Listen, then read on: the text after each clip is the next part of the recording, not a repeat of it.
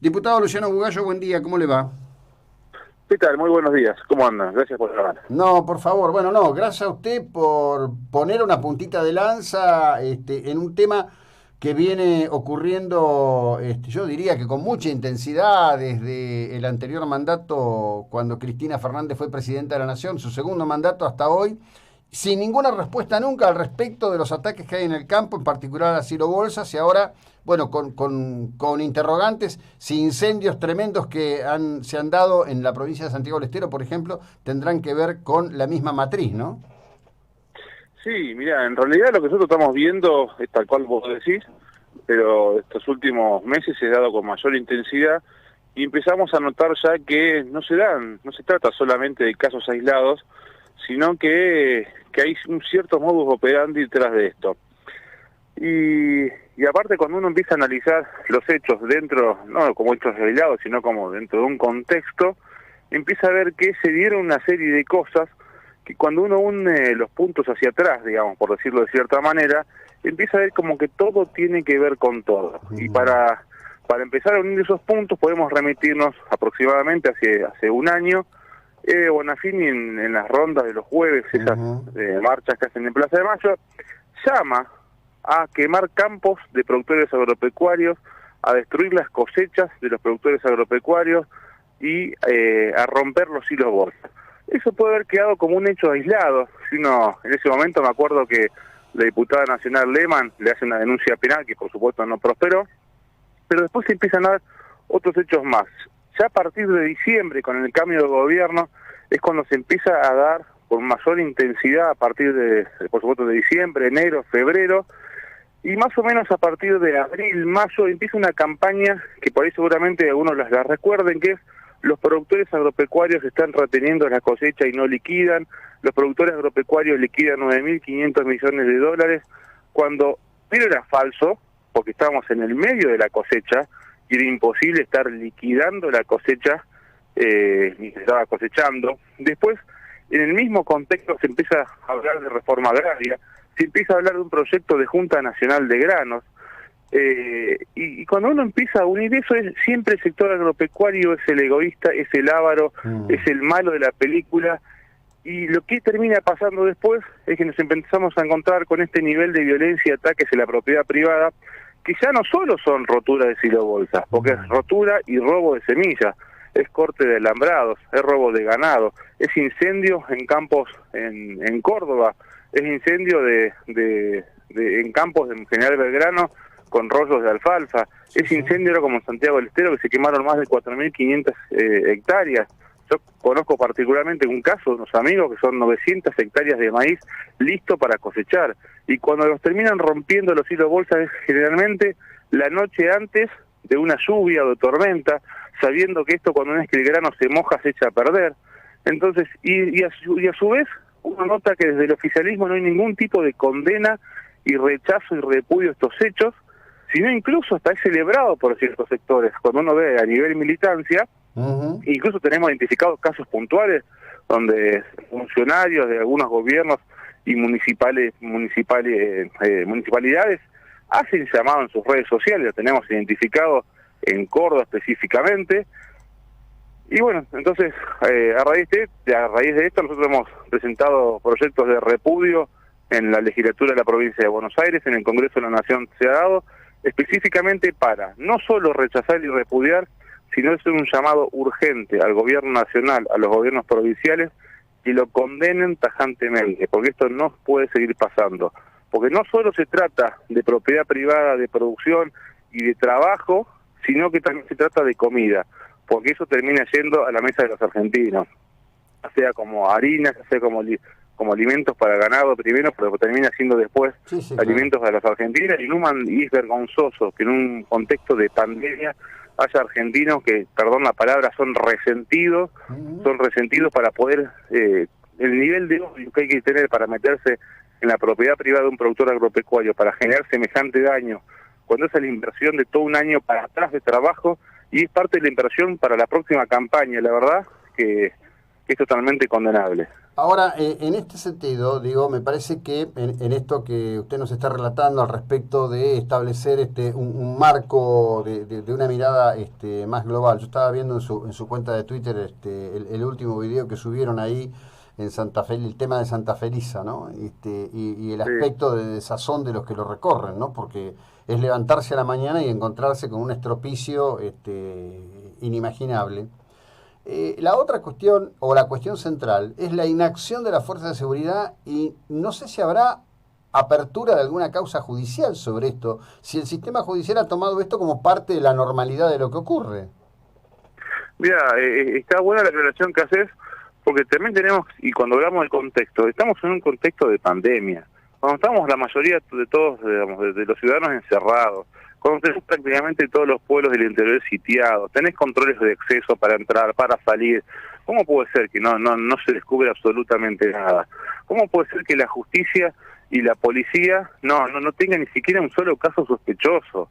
Porque aparte, a ver, uno se hace preguntas al aire pero conoce la respuesta. Hay un total grado de desinversión. En las patrullas rurales es un desastre. Incluso hace 1 o 2 meses hubo una reforma en las líneas de mando en las patrullas rurales, que algunas patrullas en algunos distritos pasan a depender de los comandos de patrullas rurales y otros pasan a depender de las departamentales policiales, y cuando no se conoce cuál es el nivel de mando, digamos, el orden de mando, pasan estas cuestiones. Aparte, las patrullas rurales están desmanteladas. Además, los productores agropecuarios tienen que pagarle el combustible. Quienes somos del interior esto lo conocemos, pero aparte lo hacemos, primero, además de pagar impuestos, terminamos pagándole el arreglo de las camionetas, pagándole combustible, poniéndole cubiertas, y lo hacemos porque en definitiva los perjudicados de que los vehículos no anden somos nosotros. Entonces, además de pagar impuestos al Estado, además de que el Estado nos saca solamente en retenciones el 30 al 33%, y sumando todos los impuestos, más o menos entre el 65 y 70%, es más, y justamente en este punto, el 65-70% de lo que está en esos hilos bolsa, en lo que se termina construyendo, termina en las arcas del Estado. En definitiva, es el Estado también que se ve perjudicado en esa recaudación. Entonces, cuando uno ve ese nivel de odio, y cuando recién hacía referencia a ese hilo bolsa en Santa Felisa, entonces lo que es llegar al campo, primero que ya todos los productores están con esa incertidumbre de saber que llegás al campo y te podés encontrar con cualquier cosa. Todos los días irte a dormir y saber que el otro día te levantás y te podés encontrar con cualquier tipo de daño.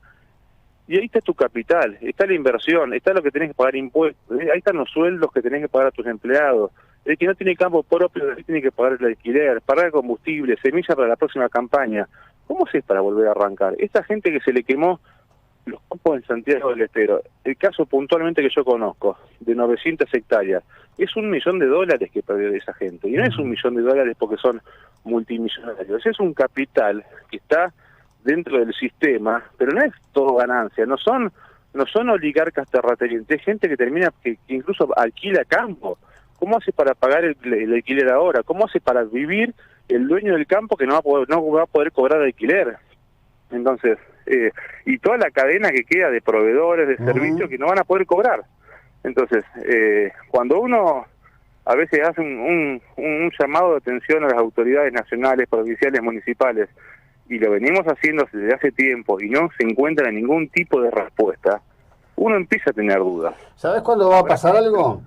Desafortunadamente, esto que voy a decir, no, esto va a pasar el día que alguien descubra o advierta, pegue 4 tiros, y entonces vamos a tener grandes títulos y los fiscales preocupados en ver cómo lo meten preso al productor que, armas en mano ante la indefensión absoluta del sistema y la ignorancia de la política sobre el sistema, dijo, bueno, a mí no. Va a terminar en eso. Eso es lo grave, esto es tal cual lo que vos estabas diciendo. Incluso ayer tuvimos una reunión de bloque entre los legisladores de Juntos por el Cambio de Provincia de Buenos Aires, y el planteo fue esto termina en peleas de argentinos entre argentinos, porque seguramente la persona que lo va a hacer, además de tener odio y resentimiento, se ve influenciado por alguien que le baja línea. Obviamente. Porque no cualquiera se levante a la mañana y dice, bueno, incluso esto en un contexto de campaña, de pandemia, que estamos todos encerrados, dicen, no, voy a agarrar el auto, la moto, me voy a ir al medio del campo y me voy a salir a destruir bolsones. ¿Con qué intención terminás haciendo eso? No. Si no estás incentivado, además de odio, resentimiento o bronca, pero porque alguien que te Hay un incentiva a hacer soporte, ese daño. ese odio y ese resentimiento tiene un soporte ideológico.